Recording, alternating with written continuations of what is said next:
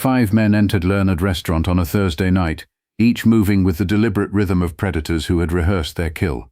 It should have been a massacre. Bernard Carter, billionaire CEO of Carter Industries, sat at his usual corner table with 2 Japanese investors, oblivious to the storm walking through the glass doors. The mart would greeted them, but they brushed past with cold precision, their eyes scanning the room, marking exits, assessing distances. In the space of a heartbeat, every patron's fate had shifted.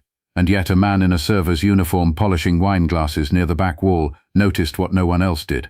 His posture seemed ordinary, his movements unremarkable, but his eyes flickered with the reflexive calculations of someone who had seen too many ambushes to ever truly stand down. Arthur Flynn, quiet, invisible, forgettable at least, that's how the staff of Leonard described him.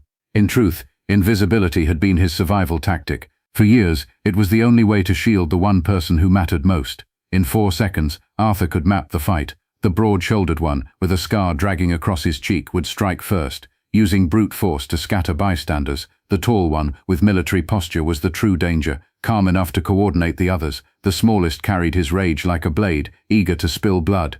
Each of them was armed, though their weapons remained hidden beneath pressed suits. 5 attackers, 1 target, no visible security. It was supposed to be clean, fast, decisive, but Arthur Flynn wasn't supposed to be here. At 6'2", his frame carried the unmistakable echo of military discipline, shoulders squared in ways that dishwashers and polishing rags could never fully disguise. 34 years had carved lines around his eyes, each a mark of battles fought and memories buried. Those eyes had once scanned Afghan deserts and Somali coasts for shadows of enemies, but now they softened as they followed the rhythm of an 8-year-old girl named Adelaide, who spent her afternoons practicing multiplication tables and arguing for just one more bedtime story. The hands that had assembled rifles, blindfolded and steadied ropes on midnight insertions, now scrubbed silverware in the back rooms of Manhattan's most exclusive restaurant. The transition from SEAL Team 6 to single father had not been gentle. It had been torn from him the day Catherine's body failed against the cancer that had stolen her breath, leaving Arthur with a daughter who had her mother's golden hair and his own unyielding jawline. The staff at Leonard knew him as Arthur the dishwasher, punctual, quiet, reliable. He took extra shifts without complaint, always finished his work, and never joined the idle chatter of waiters and bartenders. To them he was forgettable background, a man fading into shadow by choice. But behind that silence was a Navy past carefully hidden, not because Arthur was ashamed of who he had been, but because Adelaide deserved a father who was present, not a soldier who disappeared into missions and wars. Kalista Evelyn, Carter Industries chief of staff, was the opposite of invisible. At 33, she moved through Manhattan's skyscrapers with the precision of a scalpel, clean lines and quiet efficiency her trademarks. She was the woman who smoothed over billion-dollar lawsuits with a single phone call, the one who built order out of Bernard Carter's chaos. To the untrained eye, she was simply another executive assistant, dark hair pulled back, charcoal suits tailored just enough to command respect without drawing attention. To those who knew better, she was indispensable. Her apartment was clinical in its perfection, books lined on shelves, 3 personal photographs framed on a glass table, and late at night, when the loneliness pressed too heavily against her chest, romance novels downloaded secretly to a tablet glowing under silk sheets. Love, she had learned, was distraction. Stability was salvation. She had tried once, years earlier, with a banker who promised the world but delivered betrayal. Since then, Kalista poured her tenderness into managing Bernard Carter's impossible demands, curating his life as though he were priceless art. Bernard himself was a man who seemed carved out of victories. At 45, he had taken his father's failing textile company and transformed it into Carter Industries, a multinational empire valued at $12 billion. Boardrooms were his battlefields, negotiations his weaponry. He devoured competitors, dismantled rivals, and conquered markets, yet every conquest left him emptier than the last. 2 failed marriages, an estranged family, a brother lost in a skiing accident while Bernie closed a merger in Tokyo. Success had exacted its cost, and it was steep. Only Kalista seemed to understand the rhythm of his loneliness, slipping coffee onto his desk minutes before he realized he needed it, scheduling moments of solitude into calendars crowded with conquests. Thursday nights at Leonard had become his ritual, a fortress of expensive wine and controlled conversation to stave off the silence of a penthouse that otherwise waited like a tomb. Tonight's meeting with Japanese investors was supposed to secure expansion into Southeast Asia, just another victory to stack upon victories that no longer mattered. But as Bernard raised his glass, his calculating eyes caught the flicker of movement, the 5 men spreading through the restaurant with the coordinated silence of a hunting pack. For a half-second his mind registered the truth. Danger had entered the room. Then the first fist flew toward his face, and the air cracked with violence. And in the back, Arthur Flynn finally stepped out of the shadows. The first blow shattered the illusion of safety. Bernard Carter's crystal tumbler of aged whiskey tipped from his hand as a broad-shouldered man with a spiderweb tattoo along his neck yanked him violently out of his chair. The glass toppled across the white linen, amber liquid bleeding into the fabric, while Kalista's gasp was lost beneath the crash of plates and the scraping of overturned chairs. 5 men had moved as one, the ambush erupting with terrifying precision, and in an instant the hum of conversation dissolved into panic. Diners screamed as they scrambled for safety, designer heels slipping against marble floors, investors stumbling backward in desperate retreat, glasses and silverware clattering like rainfall against the tile. Arthur Flynn felt the surge of chaos hit him like an echo of battles he thought he'd left behind. He had been near the service station, collecting clean glasses, when his body betrayed him, instinct reacting faster than thought. The shift in weight, the flick of movement in his periphery, the scent of violence carried in the air like ozone before lightning. For 5 years he had fought to bury that reflex, to keep it hidden beneath dish soap and quiet anonymity.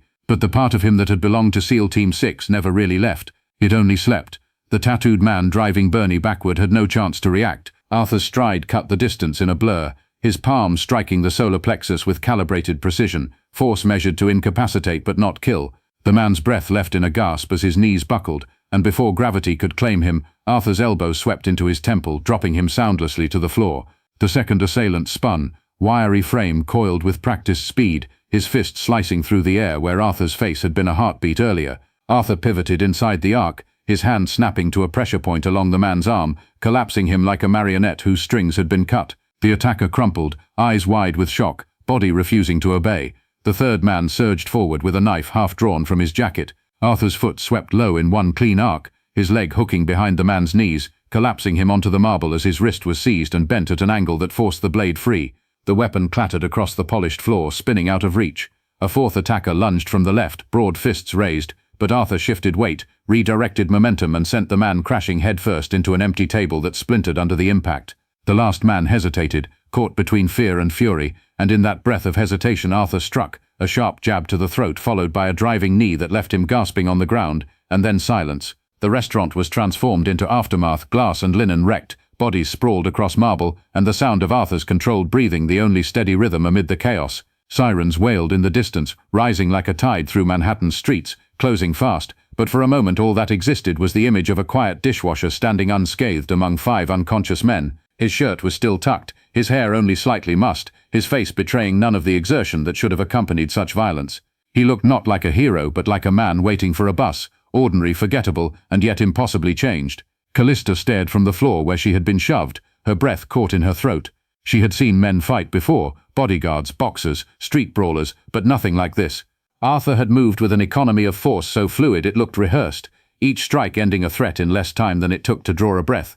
Her heart pounded, not just from fear but from a dawning recognition that this man who had spent months in the background of her Thursdays was not who he seemed. Bernard pressed a napkin to his split lip, his gaze fixed on Arthur with an expression that was part gratitude, part calculation. He had built his empire by assessing risk, by knowing when to buy and when to cut losses, and nothing in his life had prepared him for the paradox standing before him, a man in a server's uniform who fought like the ghosts Bernard had only read about in classified reports. The police arrived minutes later, bursting through the front doors with weapons drawn, but froze when they saw the scene. 5 bodies down, 1 man standing. Their eyes flicked to Arthur with the wary respect reserved for things dangerous but currently aligned with order. He answered their questions with clipped efficiency. Yes, he had intervened. No, he didn't know them. Yes, he was uninjured. His words were few, his voice steady, his expression unreadable. He avoided the cameras already flooding the room, turning his back to lenses eager to broadcast his face. Kalista noted everything, the way he positioned himself with sightlines to every exit, the way his hands never fully relaxed, the way his body seemed coiled even when still. He wasn't relieved the fight was over, he was waiting for the next one.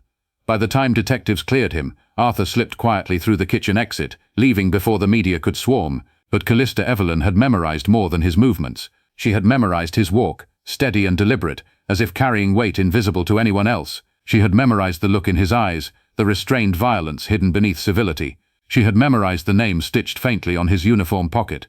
Arthur. 3 hours later, the video surfaced online. Shot from a shaky phone camera hidden behind an overturned table, it showed only Arthur's back but captured the destruction in full. 5 men dismantled in less than half a minute. By morning the footage had 7 million views. By lunch it had 15. By the time Adelaide sat at her school lunch table scrolling through her friend Emma's tablet, it had passed 40 million.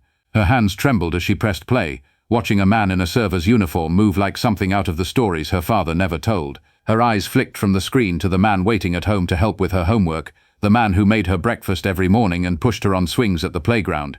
"Daddy," she whispered that afternoon, holding the tablet out with a mix of awe and confusion. "Is this you?" Arthur had expected many difficult conversations as a single father, but not this one. Adelaide's eyes were wide, her small hands trembling as she held the tablet like evidence in a trial. On the screen, her father's silhouette dismantled 5 men in seconds, each movement precise and terrifying. She looked at him not with fear but with a reverence that cut him deeper than any blade.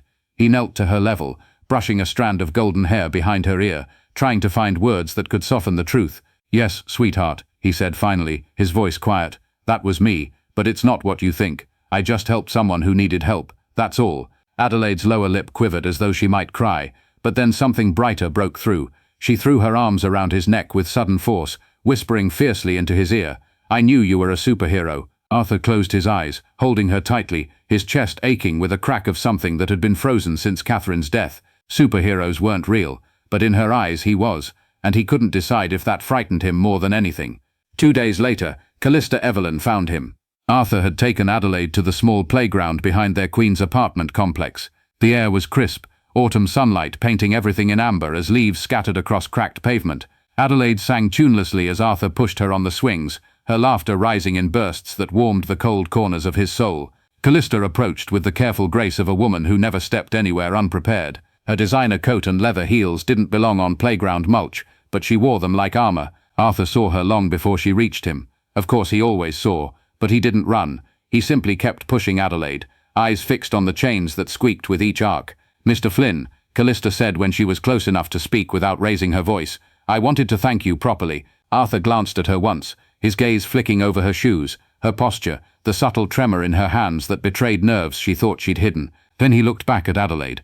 "No thanks necessary." His voice was neutral, with a trace of southern cadence that softened but did not invite. Adelaide twisted on the swing to study Kalista with the frankness only an 8-year-old possessed.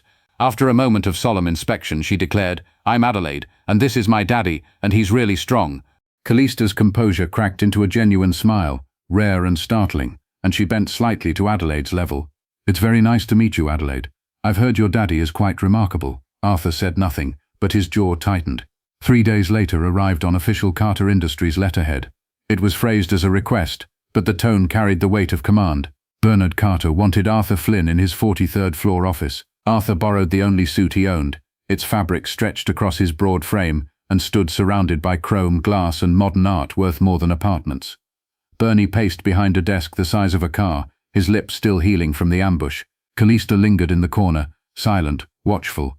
The offer was exactly what Arthur expected. Money for silence, a comfortable position to ensure loyalty, 6 figures for compliance.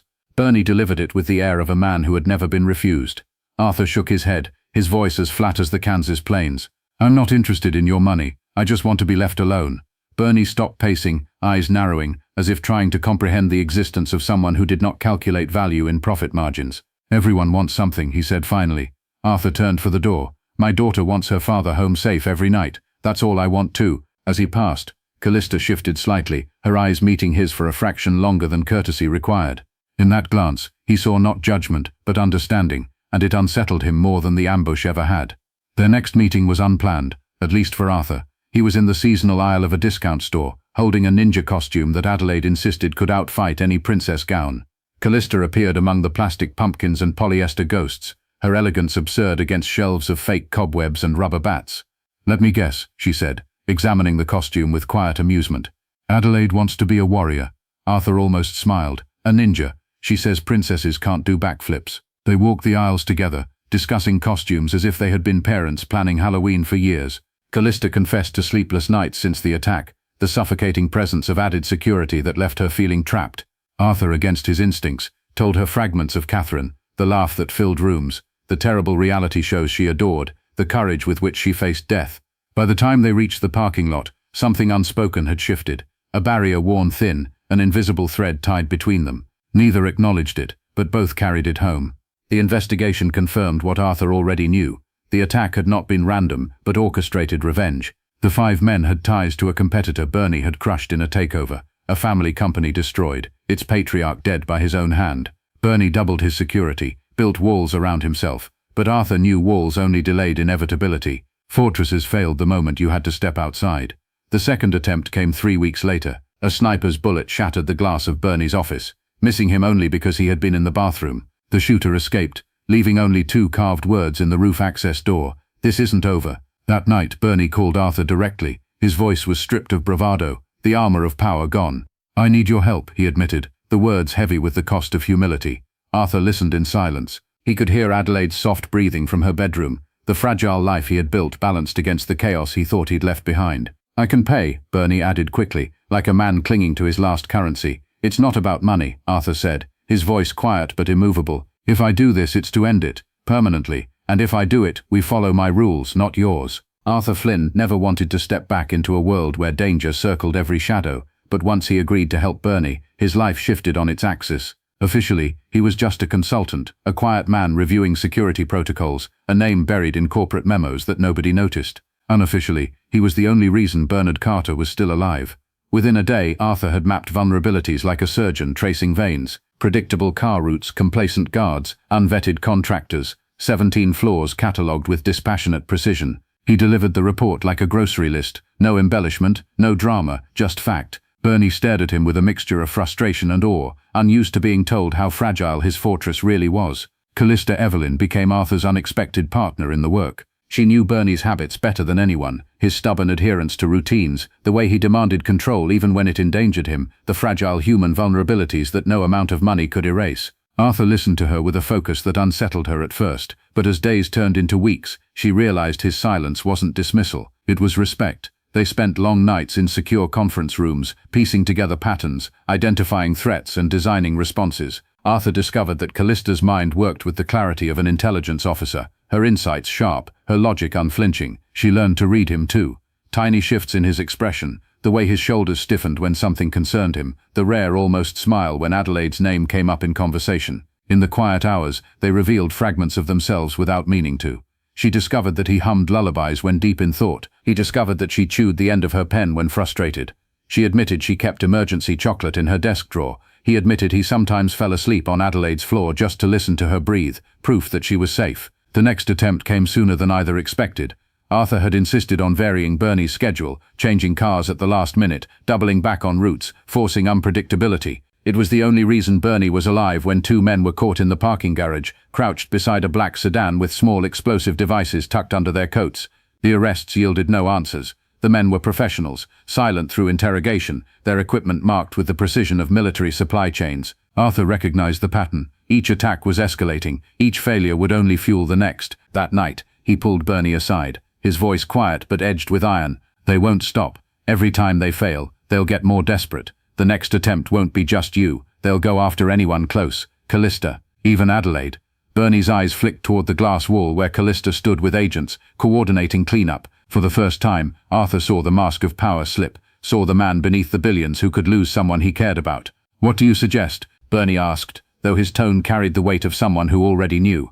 Arthur's jaw tightened. "We make them come to us, on our terms, our ground, end it all at once." The trap required precision. A supposed board meeting at Bernie's Westchester estate, information deliberately leaked through channels they knew were compromised. Security would be present but deliberately thinner, a facade of arrogance meant to tempt. Behind the scenes, Arthur orchestrated layers of defense invisible to casual eyes: motion sensors, redirected surveillance feeds, choke points designed to funnel attackers where he wanted them. He made only one non-negotiable demand: Adelaide would be nowhere near the fight. He left her with Mrs. Chen's sister in New Jersey, kneeling to hug her with the solemnity of someone who knew every goodbye might matter. She hugged him fiercely, whispering, "Come home safe, Daddy." He promised he would, though promises in his world were fragile things. Kalista refused to stay away. She arrived at the estate hours before the ambush, standing in the grand foyer with stubborn resolve. "If something happens to Bernie, I need to be here," she said simply, and Arthur knew arguments were useless. He looked at her for a long moment, the weight of unspoken fear hanging between them, and finally handed her a secure phone. "Stay with him. If anything happens, don't open the safe room unless you hear my code word." She nodded, but just before he turned away, her fingers brushed his hand, quick and impulsive. "Be careful," she whispered, and he allowed himself the smallest squeeze of her hand before walking into darkness.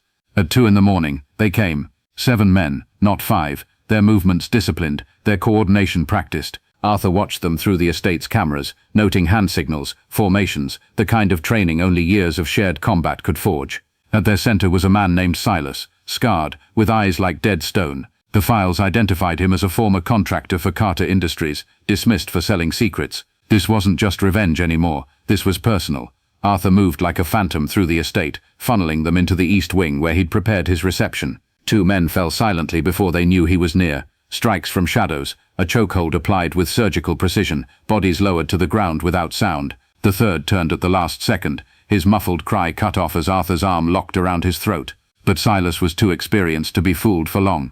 He sensed the shift, barked an order, and suddenly the house erupted in chaos. Gunfire shattered the silence, muzzle flashes strobing against marble, centuries-old statuary exploding into fragments. Arthur moved through it with liquid efficiency, every hallway a weapon, every door another chance to redirect momentum. He slammed attackers into walls, turned staircases into gravity-assisted takedowns, wielded a decorative sword from Bernie's collection like it was an extension of his body. Two men tried to flank him in the kitchen, but Arthur forced them into each other's lines of fire, turning their precision into confusion. He fought without pause, his movements fueled not by anger, but by the cold focus of survival. Every strike was calibrated, every choice balanced against the promise he'd made to Adelaide, come home safe. By the time the estate alarms roared, only Silas remained standing, and in his eyes, Arthur saw not greed but fury, a rage sharpened by betrayal. This fight wasn't business, it was vengeance.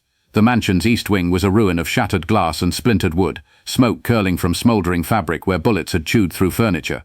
Arthur moved into the grand foyer, with his breathing controlled but ragged, the ache of bruised ribs reminding him that even precision had its cost. Silas stood waiting beneath the chandelier, its crystal fragments trembling with every thunderclap outside. His presence was a wall of rage, scarred features twisted into something that was half sneer, half promise of violence. "You don't know what he did," Silas growled, circling with deliberate steps. His voice was gravel sharpened by fury. "He destroyed everything, left good people with nothing, and you stand here protecting him." Arthur kept his stance steady, eyes locked, cataloguing damage. His left hand throbbed with what might be a fracture. A shallow knife wound bled steadily through his shirt. His breath caught on the right side, ribs likely cracked. But none of that mattered. "I know this won't fix it," he replied evenly. "Killing him won't bring anything back." Silas lunged, a sudden explosion of movement, and their bodies collided with the force of two storms meeting head-on. Arthur deflected the first strike, pain radiating through his injured hand, as he redirected the blow into the marble pillar beside them. Silas was relentless, his fists driving with the fury of a man who had lost everything and wanted only to make the world share his emptiness.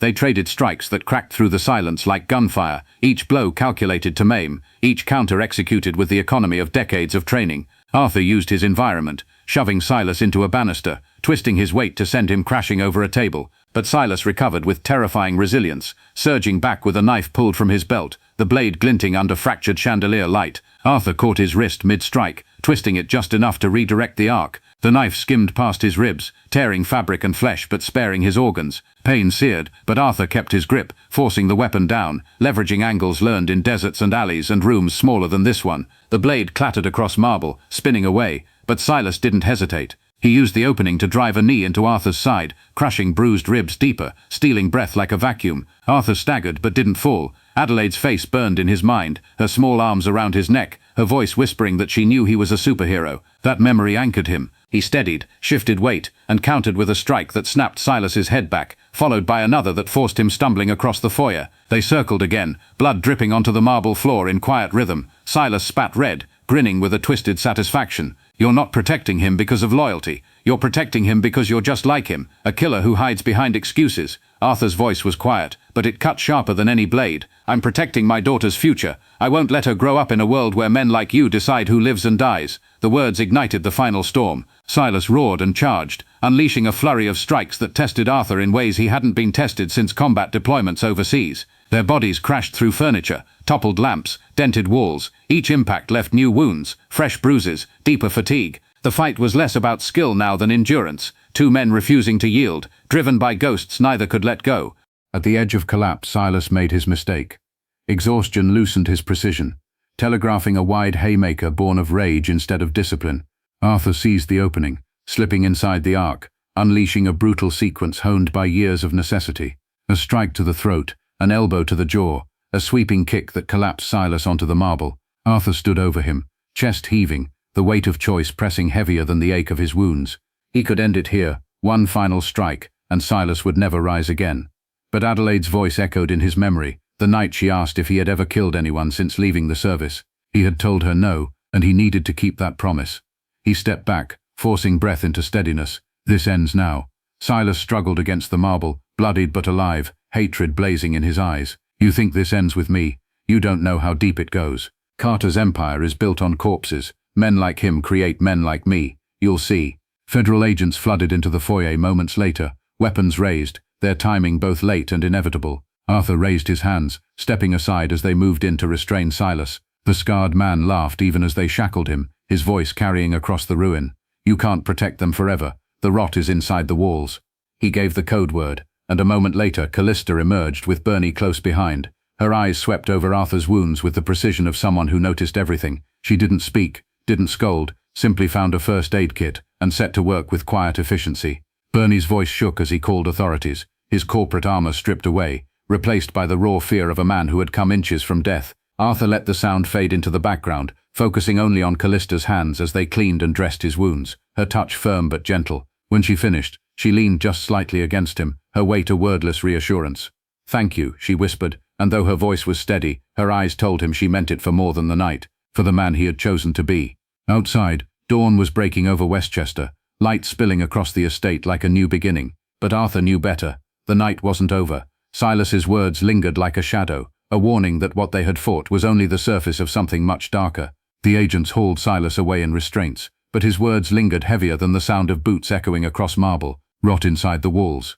Arthur had heard threats before, but this one felt different, less like the bitter venom of a defeated man, and more like a warning from someone who had glimpsed the truth. He sat silently as paramedics taped his ribs, answering questions with monosyllables, eyes always scanning the perimeter. The real battle had only just begun. The official investigation moved quickly. Within 48 hours, federal agents traced money trails and intercepted messages that painted a picture more damning than Bernie ever expected. At the center of it was not a foreign rival, not a hostile takeover competitor, but one of his own, the head of Carter Industries Security, a man Bernie had trusted for over a decade. The betrayal cut deeper than any boardroom defeat. Arthur had suspected something similar, though even he was surprised at how far the rot had spread. Meetings scheduled without reason, routes changed at the last minute, information leaking faster than it could be contained. None of it was coincidence. He watched Bernie as the revelations unfolded, noting the flicker of genuine hurt in a man who had spent his life calculating risk, but never imagined the knife coming from his own flank. Kalista handled it differently. She didn't flinch, didn't let emotion cloud her judgment. While Bernie raged, she began piecing together what it meant. Every file, every memo, every subtle inconsistency became evidence in her hands, her meticulous mind weaving connections that most investigators missed. Arthur found himself relying on her not just for information but for perspective. She saw through corporate illusions the way he saw through tactical ones.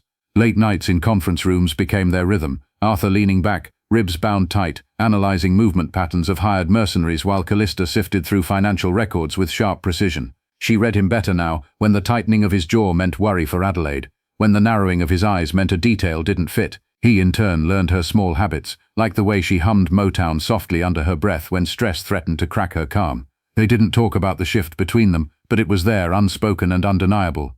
Bernie, for all his bluster, was changing too. He began deferring to Arthur in ways that would have shocked anyone in his orbit. Decisions about travel, meetings, even which elevator to take, all fell under Arthur's control. It galled him at first, the surrender of autonomy, but survival had a way of humbling even billionaires. Arthur saw it in his eyes, the reluctant respect, the dawning understanding that not all battles could be won with money. The conspiracy deepened with each day.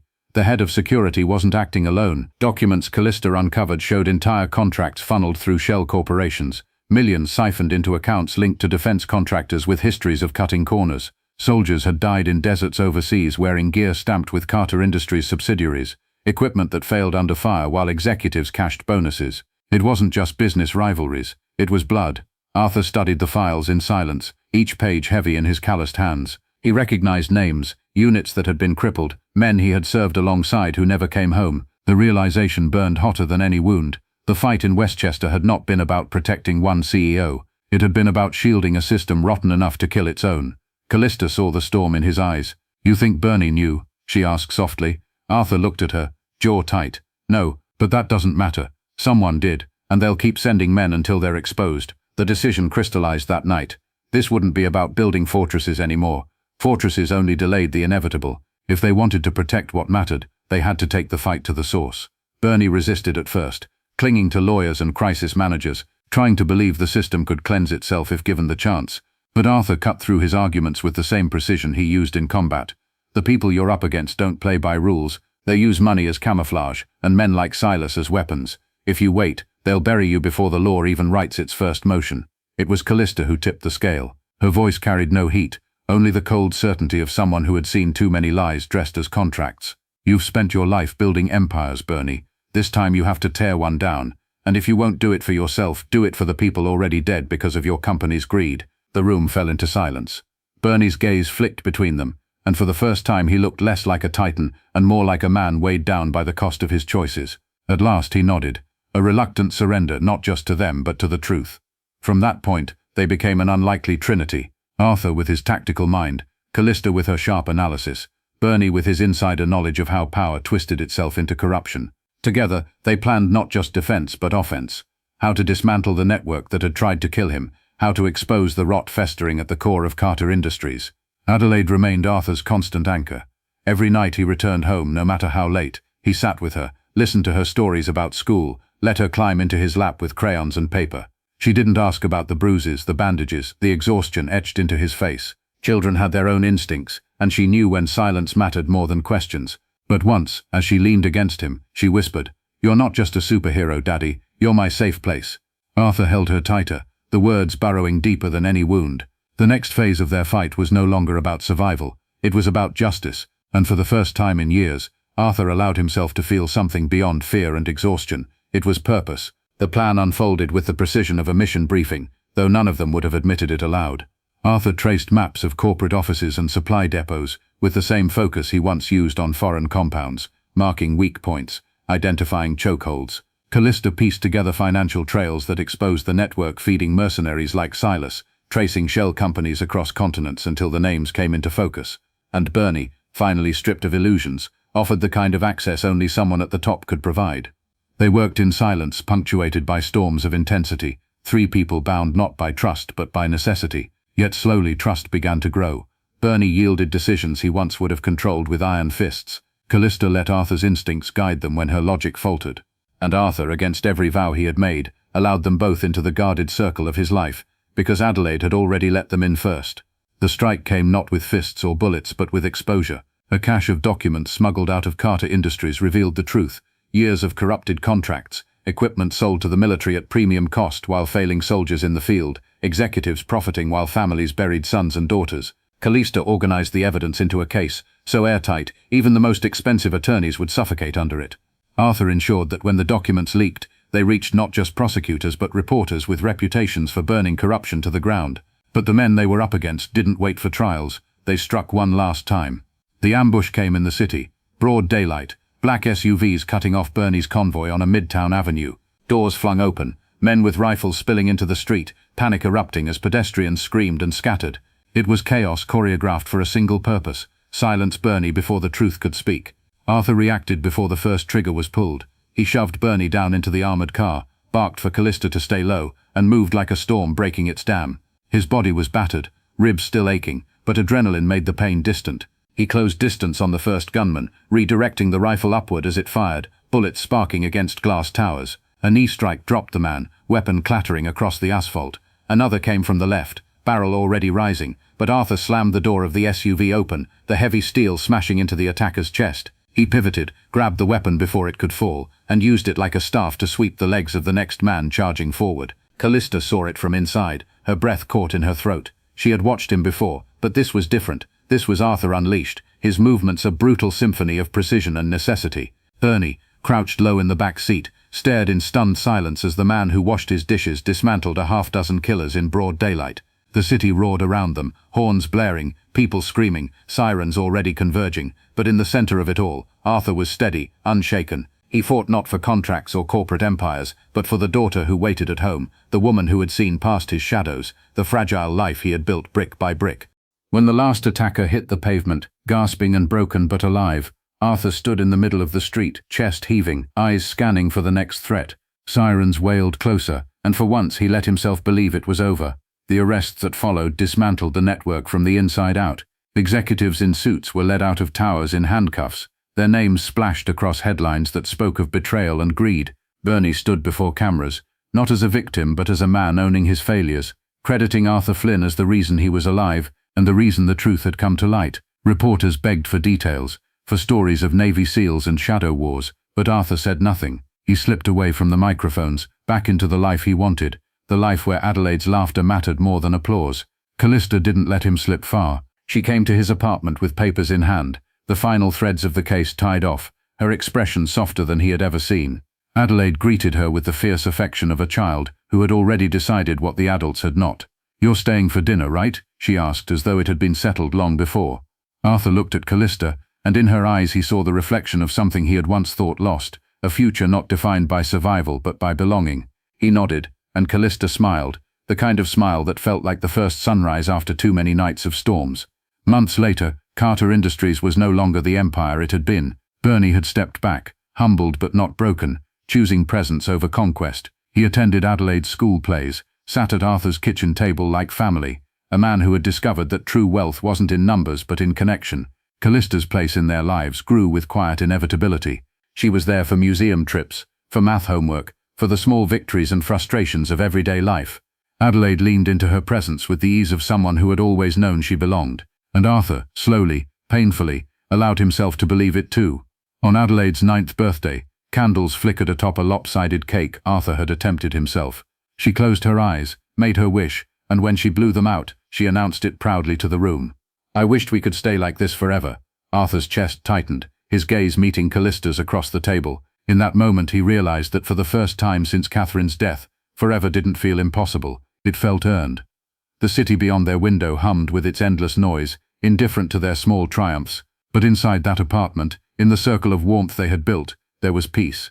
Arthur Flynn had fought wars in deserts and alleys, in boardrooms and estates, in streets where enemies wore suits instead of uniforms. But his greatest battle was here, choosing love over fear, family over isolation, hope over silence, and in that battle he had finally won. It was about the quiet miracle of finding something worth returning to, not just survival but life, not just safety but love. For years he believed strength meant endurance, the ability to bear pain and shoulder burdens alone, but standing in the glow of his daughter's laughter, in the warmth of Kalista's steady presence, he discovered that true strength was measured in gentleness, in patience, in choosing to stay when walking away seemed easier. Outside, the city roared with its relentless rhythm, a place forever indifferent to one man's journey. But within the walls of their small home, surrounded by drawings taped to refrigerators and meals shared without ceremony, there was completeness. Here, Arthur Flynn was no longer just a soldier, no longer only a survivor. He was a father, he was a partner, he was family.